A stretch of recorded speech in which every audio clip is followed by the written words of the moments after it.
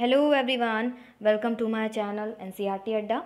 So we have taken chapter number 6 of class 9th, that is tissue. Okay, so we have covered plant tissue in our previous videos. So we have studied about meristematic tissue, we have studied about simple permanent tissue, permanent tissue in which we have studied about the simple permanent tissue and complex tissue. उसके बाद में भी हम लोगों ने उसके divisions पढ़े और हम लोगों ने meristematic tissue के भी divisions पढ़े. So basically in this video we will start with our new topic, that is animal tissues.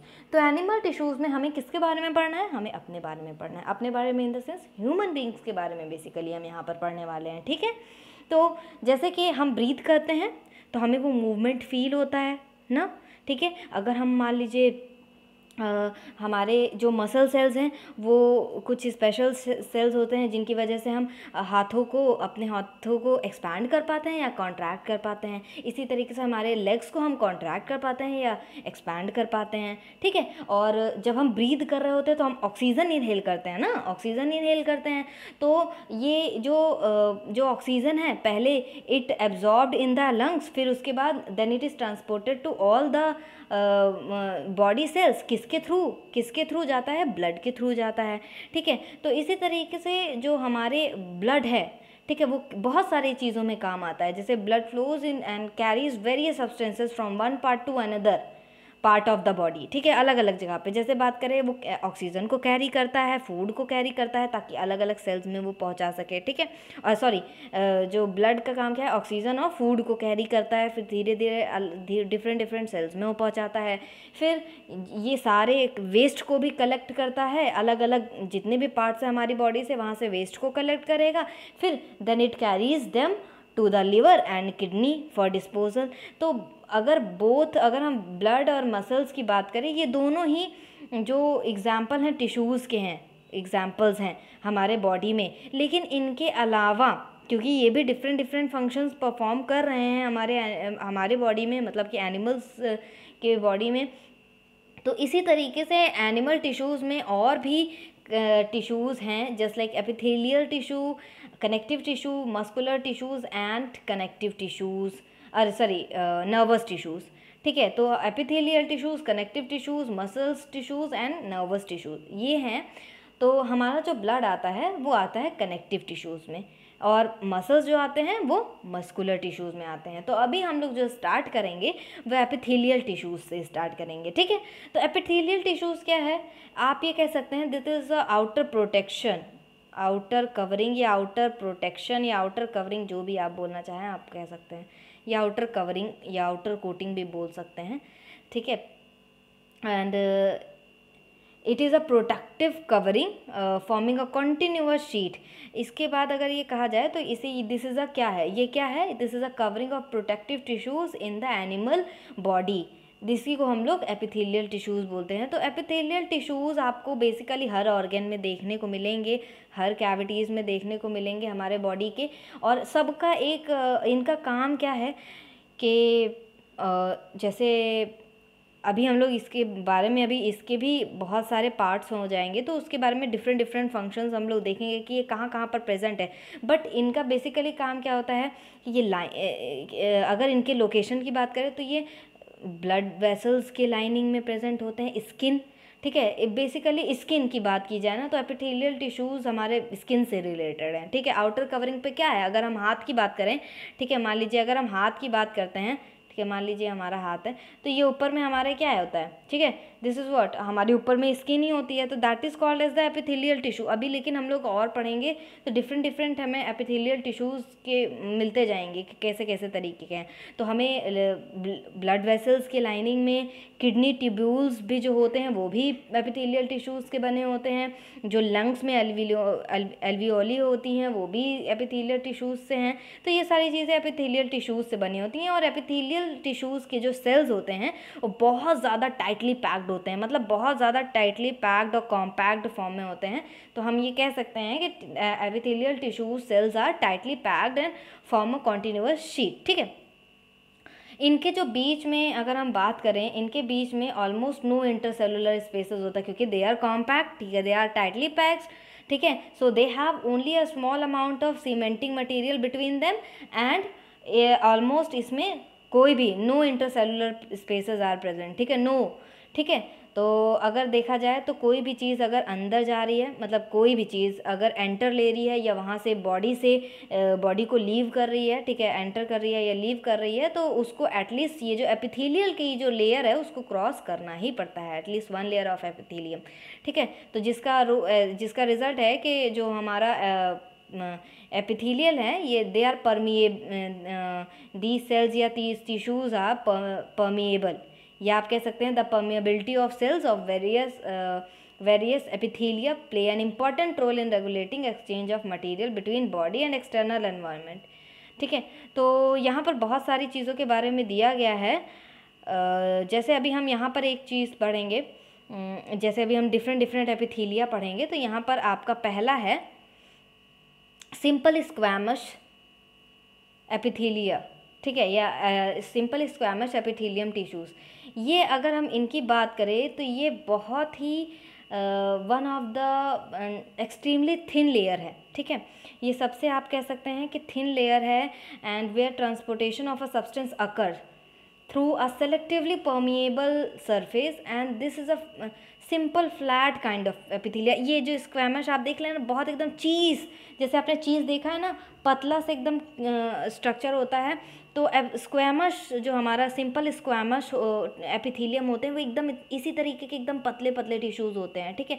ये बहुत ही ज़्यादा थिन, पतले और एकदम फ्लैट होते हैं, and they have a form of delicate lining, एकदम पतली सी। तो और ये प्रेजेंट कहाँ होते हैं, ये जो स्क्वैमस एपिथेलियल टिश्यू हमें सिंपल स्क्वैमस एपिथेलियम है, ये हमारी बॉडी में प्रेजेंट कहाँ होते हैं, ईसोफेगस में, क्योंकि ये बहुत ही पतले होते हैं ना, तो इस ईसोफेगस में प्रेजेंट होते हैं। या जो माउथ की लाइनिंग होती है ना, माउथ हमारे यहाँ माउथ है ना हमारे पास, तो उसकी जो लाइनिंग होती है वहाँ पर ये जो स्क्वैमस एपिथेलियम टिश्यूज़ होते हैं ये प्रेजेंट होते हैं, ठीक है। तो अब इसके बाद यही जब स्क्वैमस टिश्यूज़ एक, ये जो हम ये लेयर आप देख रहे हैं स्क्वैमस टिश्यूज़ की, इसके ऊपर एक के ऊपर एक लेयर, एक के ऊपर एक लेयर अगर बनती चली जाती है, मतलब समझ में आ रहा है। जैसे मान लीजिए स्क्वैमस टिश्यूज़ की एक ये लेयर है, इसके ऊपर एक और लेयर इसी तरीके की है, फिर एक और लेयर हो गई, फिर एक और लेयर हो गई, फिर एक और लेयर, खूब मतलब अच्छी सी खूब लेयर अगर हो जाती है इस तरीके की, यू कैन सी हेयर, इस तरीके की, जब इस तरीके की लेयर हो जाती है, जब स्ट्रैटिफिकेशन हो जाता है, तो इसको हम लोग बोलते हैं स्ट्रैटिफाइड स्क्वैमस एपिथेलियम टिश्यूज़, ठीक है। इसको क्या बोलते हैं, स्ट्रैटिफाइड स्क्वैमस एपिथेलियम टिश्यूज़। इसमें क्या है, ये जो स्क्वैमस है, स्क्वैमस एपिथेलियम टिश्यूज़ है, इसकी लेयर पे लेयर इसके ऊपर हम देख सकते हैं, ठीक है। तो ये कहाँ प्रेजेंट होते हैं, ये स्किन में हमारे प्रेजेंट होते हैं, which protects the body and it is almost made up of squamous epithelium। जो स्किन होती है ना हमारी ऊपर की, सबसे ऊपर की स्किन, तो वो थोड़ी मोटी होती है, ठीक है, तो वो इसी की बनी होती है। तो skin epithelium tissues are arranged in many layers to prevent wear and tear, ताकि वो आसानी से हम मतलब उस पर हल्का सा भी खरोच लगे तो फट ना जाए, कट ना जाए, ठीक है। तो इसी को हम लोग बोलते हैं स्ट्रैटिफाइड। ये जो स्ट्रैटिटेशन आप देख रहे हैं ना, ये जो एक के ऊपर एक, एक के ऊपर एक, एक के ऊपर एक, ठीक है, यहाँ पर, so that is called as stratified squamous tissues. लेकिन अगर हम बात करें कि अगर हम केवल स्क्वैमस टिश्यूज़ को अगर हम ऊपर की लेयरिंग, स्किन की लेयरिंग पे लगा दें, तो ऑब्वियस सी बात है कि वो तुरंत वो उन पे चोट लग जाएगी, या और तुरंत मान लीजिए कि हल्की सी भी खरोच आई तो वो पूरे फट जाएंगे, या बहुत ज़्यादा चोट आने के चांसेस है ना। तो इसी तरीके से अगर ये जो स्क्वैमस एपिथेलियम टिश्यूज़ आप देख रहे हैं, इसके ऊपर ढेर सारी इसकी लेयर जब रहेगी, तो अगर हम हल्की से अगर हम खरोच अगर हमें लग रही है तो वो ज़्यादा इफेक्ट नहीं डालेगी, ठीक है। जैसे कि हम लोग कभी कभार जब बच्चे खेलते हैं, या if I will talk about if somebody gets accidentally, अगर एक्सीडेंट वगैरह हो जाता है, अगर हल्की सी खरोच आती है या हल्का सा अगर वो गिरे हैं, बहुत ज़्यादा एक्सट्रीमली नहीं हुआ है, अगर तो हल्की सी अगर चोट आई तो खरोच सी लग जाती है, और कभी कभार तो खून भी नहीं निकलता है, ठीक है। तो वो this is just because of this stratified squamous epithelium की हमारी जो बॉडी है अंदर फिर वो बची रह जाती है, ठीक है। तो प्रोटेक्ट करता है बेसिकली हमारी बॉडी को ना, ये जो स्किन हम है वो हमारी बॉडी को प्रोटेक्ट करते हैं, ठीक है। और वही इसी जगह पर अगर हम ईसोफेगस की बात करें तो बहुत पतली है, ठीक है, बहुत पतली है, इतनी पतली जैसे चीज़ के स्लाइस की जितनी पतली। ठीक, फिर हमारा नेक्स्ट आता है कॉल्यूमिनर एपिथेलियम टिश्यू। ठीक है, columnar epithelium tissues, columnar epithelium tissues क्या हैं, इसमें कॉलम्स होते हैं। ये देखिए ना, आप कॉलम्स देख रहे हैं ना, इस तरीके से कॉलम्स बने होते हैं। ठीक है, ये कहाँ पर प्रेजेंट होते हैं, ये इंटेस्टाइनिंग की लाइनिंग में प्रेजेंट होते हैं। ठीक है, कहाँ प्रेजेंट होते हैं, इंटेस्टाइन की लाइनिंग में प्रेजेंट होते हैं। तो ये एब्जॉर्प्शन और सिक्रीशन जब होता है ना, when absorption and secretions occur, तो ये जो इनर लाइनिंग ऑफ इंटेस्टाइन है या tall epithelium cells are present here, तो इसी को हम लोग बोलते हैं कॉल्यूमिनर एपिथेलियम टिश्यूज़। जब यही जो टिश्यूज़ हैं अगर रेस्पिरेटरी ट्रैक्ट में प्रेजेंट होंगे, तो यही कॉल्यूमिनर एपिथेलियम टिश्यूज़, इन्हीं की बात हो रही है। अगर ये रेस्पिरेटरी ट्रैक्ट में होंगे तो इनके ऊपर these tissue will have the cilia, ऐसे करके सीलिया, हेयर लाइक स्ट्रक्चर होगा। ठीक है, सीलिया, हेयर लाइक स्ट्रक्चर, तो इसको हम लोग बोलेंगे सीलिएटेड कॉल्यूमिनर एपिथेलियम टिश्यू। क्या बोलेंगे, सीलिएटेड कॉल्यूमिनर एपिथेलियम टिश्यूज़, क्योंकि जब रेस्पिरेटरी ट्रैक्ट की बात आती है तो वहाँ पर ये hair like structure, hair like projection आपको देखने को मिलेगा outer surface of the epithelial cells. ठीक है, आप वहाँ पर देख सकते हैं। ठीक है, जो बस यही होता है कि जब कॉलम में हम यहाँ पर देख सकते हैं कॉलम, जहाँ पर जो हमारे कॉल्यूमिनर एपिथेलियम टिश्यूज़ हैं उसमें हम हेयर लाइक प्रोजेक्शन देखने को हमें मिल जाएगा, तो that will be called as ciliated columnar epithelium. और ये कहाँ प्रेजेंट होते हैं, ये हमारे प्रेजेंट होते हैं रेस्पिरेटरी ट्रैक्ट में, और ये जो सीलिया है ये मूवमेंट में हेल्प करते हैं। दे कैन मूव, क्योंकि ये मूव कर सकते हैं ना, क्योंकि हेयर लाइक प्रोजेक्शन है तो मूव कर सकते हैं, तो ये क्या करते हैं, ये मूवमेंट कर सकते हैं। And pushes the mucus forward to clear the things या टू क्लियर इट, तो इसको हम लोग बोलेंगे सीलिएटेड कॉल्यूमिनर एपिथेलियम टिश्यूज़। ठीक, और वैसे अगर रहेगा तो ये कहाँ प्रेजेंट रहेंगे, जब कॉलम्स केवल रहेंगे तो कहाँ प्रेजेंट रहेंगे, they will be present in the intestine. ठीक है, इंटेस्टाइन में। ओके, फिर है हमारा आ जाता है फिर next cuboidal epithelium tissues. Cuboidal epithelium tissues क्या है, cuboidal epithelium tissues cube like structure होते हैं, इस तरीके से cuboidal, I will show you, हाँ this one, cube like structure होते हैं। अब ये जैसे यहाँ थोड़े लंबे लंबे थे ना, ये इस तरीके से थोड़े लंबे लंबे थे, कॉलम्स के टाइप के थे क्यूबॉइड, अब यहाँ पर क्या हो जाएगा कि क्यूबॉइडल, क्यूब्स के टाइप के रहेंगे। ठीक है, किस तरीके के रहेंगे, क्यूबॉइडल टाइप के रहेंगे। और ये कहाँ प्रेजेंट होते हैं, they will present in the lining of kidney, in the lining of kidney tubules की बात हो रही है, in the lining of kidney tubules और डक्ट्स ऑफ सलाइवरी ग्लैंड्स। ठीक है, तो ये मैकेनिकल सपोर्ट देते हैं, मैकेनिकल सपोर्ट के लिए वहाँ पर किडनी ट्यूब्यूल्स में की लाइनिंग में और सलाइवरी ग्लैंड की डक्ट्स में ये क्यूबॉइडल एपिथेलियम टिश्यूज़ प्रेजेंट रहते हैं। ओके, तो जो एपिथेलियम सेल्स है ऑफन अकर एडिशनल स्पेशलाइजेशन एज ग्लैंड, यहाँ पर एक और है आपके ग्लैंड सेल्स, या आप कह सकते हैं कि ग्लैंडुलर। तो एपिथेलियल टिश्यूज़ जो हैं they often acquire additional specialisation as gland cells which secrete substance at the epithelial surface. ठीक है, आपका एक ग्लैंडुलर भी आता है। ठीक है, ग्लैंडुलर टिश्यू या ग्लैंडुलर एपिथेलियम आता है। इसमें क्या है, इसमें क्या होता है कि ग्लैंड से आप समझ जाइए, ग्लैंड का काम क्या होता है, हार्मोन सिक्रेट करना, एंजाइम सिक्रेट करना, यही सब काम करते हैं ना। तो ये जो ग्लैंडुलर एपिथेलियम टिश्यूज़ का काम क्या होता है, से दे सिक्रेट, या आप कह सकते हैं जो स्वेट या ऑयल सिक्रेट होता है ना, so this is secreted through this gland. ठीक है, तो हमारी जो सलाइवरी ग्लैंड होती हैं, सलाइवा सिक्रेट होता है।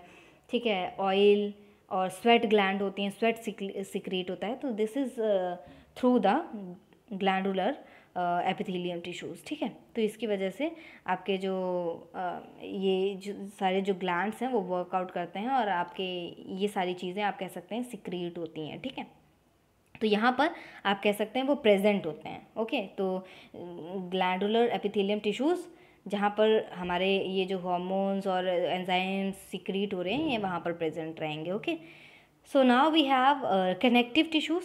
तो बेसिकली कनेक्टिव टिश्यूज़ का काम क्या है, कनेक्शन, मतलब कनेक्ट करके रखना ना।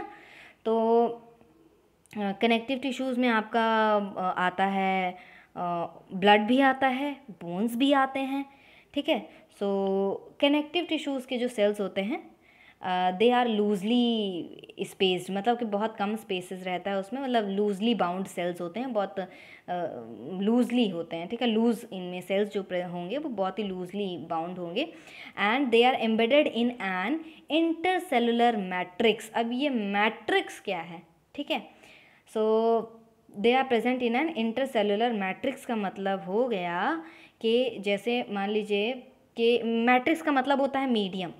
जैसे ये मान लीजिए सेल है, ठीक है, ये सेल है, तो ये यहाँ पर ये आ जाएगा आपका मैट्रिक्स। ये क्या हो जाएगा, ये हो जाएगा आपका मैट्रिक्स, ठीक है। ये मैट्रिक्स क्या होता है, ये मीडियम होता है, ठीक है। ये क्या होता है, मीडियम होता है, और इसी में जो हमारे सेल्स होते हैं वो एम्बेडेड रहते हैं। ऐसे जो हमारे सेल्स रहेंगे वो इसी में एम्बेडेड रहते हैं, ठीक है, समझ में आ रहा है। तो मैट्रिक्स हमारा होता है मीडियम। तो जो हमारे मैट्रिक्स हैं वो जेली लाइक भी हो सकता है, फ्लूइड भी हो सकता है, और रिजिड भी हो सकता है। रिजिड मतलब ठोस भी हो सकता है, सॉलिड्स भी हो सकता है। अभी हम बताते हैं कि ये कैसे होगा, ठीक है। तो if I will talk about the blood, पहले हम लोग ब्लड के बारे में बात कर लेते हैं। तो ब्लड अगर हम लोगों ने लिया है तो उसमें मैट्रिक्स क्या होगा, प्लाज्मा होगा। क्या होगा, जो मैट्रिक्स क्या होगा, प्लाज्मा होगा, और वो प्लाज्मा क्या होगा, लिक्विड मैट्रिक्स होगा, वो लिक्विड मैट्रिक्स होगा।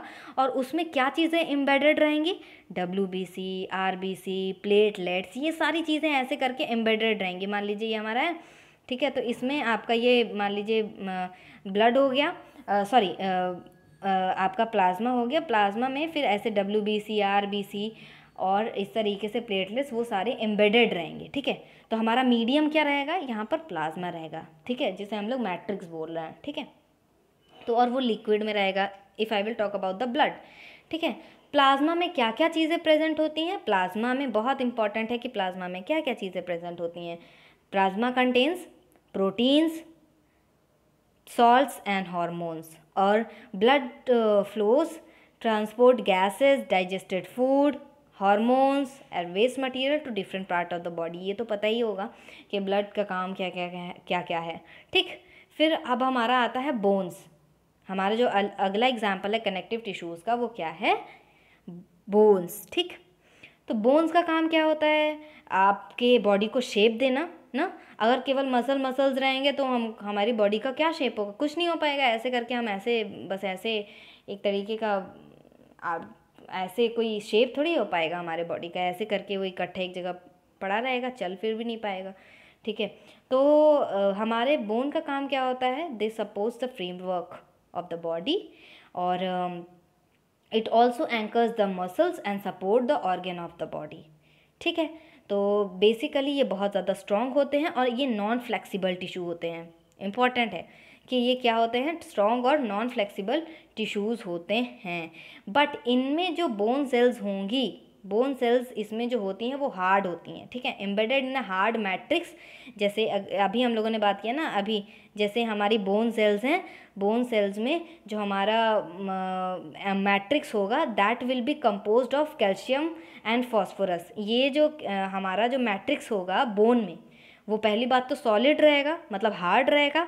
और जब हम लोगों ने ब्लड की बात की थी तो ब्लड में क्या था, वो लिक्विड फॉर्म में था। लेकिन अगर हम लोग बात करें बोन्स की, तो हमारा मैट्रिक्स यहाँ पर कैसे है, वो हमारा हार्ड है। और वो किससे बना हुआ है, किससे बना हुआ है, कैल्शियम और फॉस्फोरस के कंपाउंड से बना हुआ है। बोन सेल्स की बात हो रही है। Bone cells are embedded in the hard matrix. Bone cells इसमें, ये जो हार्ड मैट्रिक्स है इसी में एम्बेडेड रहते हैं, ठीक है, इसी में एम्बेडेड रहेंगे। और वो जो हार्ड मैट्रिक्स है वो किससे बना हुआ है, that is composed of calcium and phosphorus compounds, ठीक। तो अब यहाँ पर कुछ और भी चीज़ें दी हुई हैं, जैसे कि अगर बात करें कि यहाँ पर एक टॉपिक है लिगामेंट। ये लिगामेंट क्या है, तो मान लीजिए कि कभी बोन्स और बोन्स, ठीक है, बोन्स और बोन्स जब आपस में एक दूसरे से कनेक्टेड रहते हैं, तो ये जो कनेक्शन है बीच में बोन टू बोन का, वो कौन कराता है, लिगामेंट, ठीक है। तो two bones are connected to each other by another type of connective tissue, जिसे कहते हैं हम लोग लिगामेंट। तो ये टिश्यू क्या होता है, बहुत ही इलास्टिक है और कंसिडरेबली बहुत स्ट्रेंथ भी है इसमें। और ligaments contain very little matrix, ठीक, बहुत कम मैट्रिक्स कंटेन करता है। फिर बात आती है टेंडेंस की। टेंडेंस क्या है? तो टेंडेंस क्या है कि जब भी मसल्स और बोन्स को जोड़ने का काम होगा तो टेंडेंस कनेक्टिव टिश्यू करते हैं, ठीक है। टेंडेंस हमारे मसल्स और बोन्स को कनेक्ट करने का काम कौन करता है? टेंडेंस करता है, ठीक है। ये छोटे छोटे वन लाइनर क्वेश्चंस बनते हैं इसमें, तो इसको याद रखना आपको बहुत ज़रूरी है कि what is ligament, what is tendons. तो टेंडेंस का काम क्या है? मसल और बोन्स को कनेक्ट करके रखना, ठीक है। This is another type of connective tissue.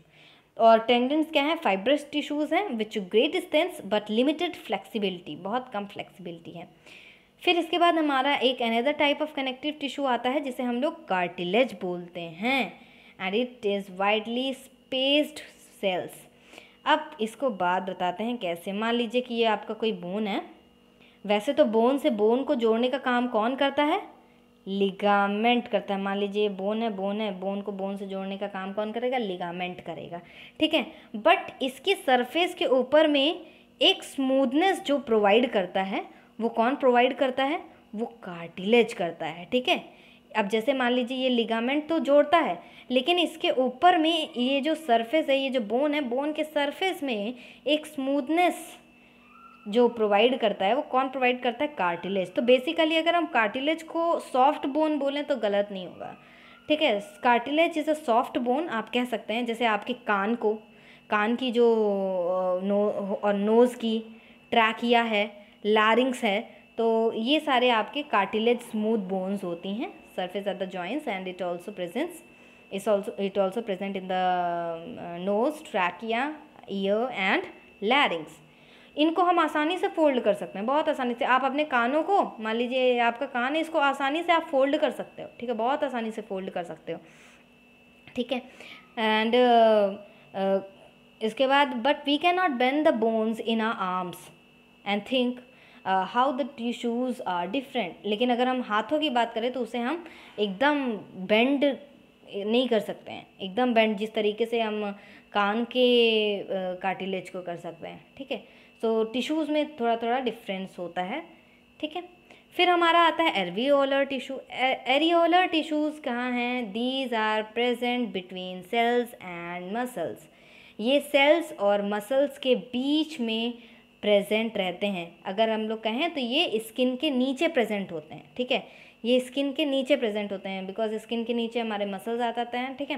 तो these are found between the skins and muscles and around the blood vessels, nerves and in the bone marrow, ठीक।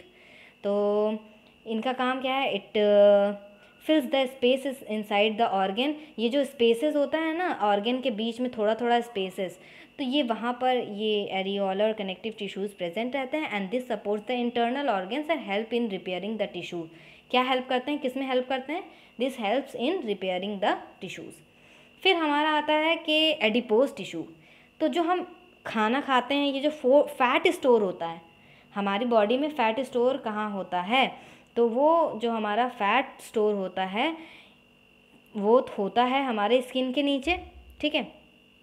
स्किन के नीचे जो एडिपोज टिश्यूज़ है, these are present below the skin. हमारे skin के नीचे ये प्रेजेंट होते हैं एडिपोज टिश्यूज़। और ये जो फैट स्टोरिंग जो टिश्यूज़ होता है that is called as adipose tissues, ठीक है।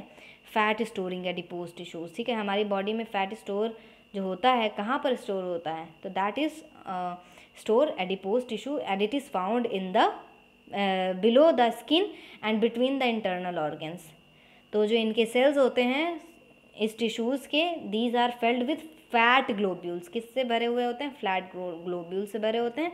And storage of fats also let it act as the insulator, okay. So here हम लोगों ने क्या चीज़ देखा अभी? कनेक्टिव टिश्यूज़ में हम लोगों ने क्या क्या चीज़ें देख ली? हम लोगों ने पढ़ा किसके बारे में? ब्लड वेसल्स के बारे में, ब्लड के बारे में पढ़ा। फिर हम लोगों ने बोन्स के बारे में पढ़ा, दीज आर कनेक्टिव टिश्यूज़। फिर इसके बारे में, उसके अलावा हम लोगों ने टेंडेंट्स के बारे में पढ़ा। फिर क्या पढ़ा? लिगामेंट के बारे में पढ़ा। फिर क्या पढ़ा? कार्टिलेज के बारे में पढ़ा। फिर क्या पढ़ा? कार्टिलेज के बाद क्या पढ़ा? एरियोलर टिश्यूज़ के बारे में पढ़ा, फिर क्या पढ़ा, एडिपोज टिश्यूज़ के बारे में पढ़ा। तो ये कहाँ प्रेजेंट रहते हैं और इनका फंक्शनिंग क्या है, इसको याद रखना आपको ज़रूरी है कि इनका काम क्या है, ठीक है। And these are connective tissues, you have to remember the things कि ये हमारे कनेक्टिव टिश्यूज़ हैं, ठीक। फिर इसके पहले हम लोगों ने क्या चीज़ पढ़ा, हम लोगों ने एपिथेलियल टिश्यूज़ के बारे में पढ़ा, जहाँ पर हम लोगों ने किसके बारे में पढ़ा, हम लोगों ने सिंपल एपिथेलियल टिश्यूज़ के बारे में पढ़ा, simple epithelial, squamous epithelial tissues के बारे में पढ़ा, ठीक है। फिर हम लोगों ने स्ट्रैटिफाइड, ठीक है, स्ट्रैटिफाइड एपिथेलियल टिश्यूज़ के बारे में पढ़ा, ठीक है। फिर हम लोगों ने कॉल्यूमिनर के बारे में पढ़ा, ठीक है, कॉल्यूमिनर के बारे में पढ़ा। फिर हम लोगों ने columnar ciliated columnar epithelium tissues के बारे में पढ़ा, ठीक है, सीलिएटेड कॉल्यूमिनर टिश्यूज़। फिर हम लोगों ने किसके बारे में पढ़ा, क्यूबॉइडल एपिथेलियम टिश्यूज़ के बारे में पढ़ा, क्यूबॉइड के तरीके होते हैं, क्यूबॉइडल एपिथेलियल टिश्यूज़ के बारे में पढ़ा। फिर हम लोगों ने पढ़ा ग्लैंडुलर के बारे में, ग्लैंडुलर एपिथेलियम टिश्यूज़ के बारे में पढ़ा, ठीक है।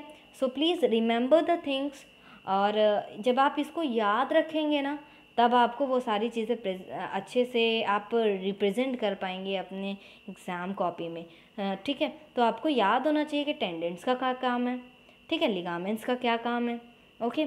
और squamous, simple squamous epithelium tissues क्या क्या काम है या कहाँ प्रेजेंट रहते हैं, सॉरी, ठीक है, कहाँ प्रेजेंट होते हैं, तो you have to learn that, ठीक है। So in next video we will study about nervous tissues and muscular tissues, ठीक है। So if you like my video, please like, subscribe and share with your friends. See you in the next video. Thank you.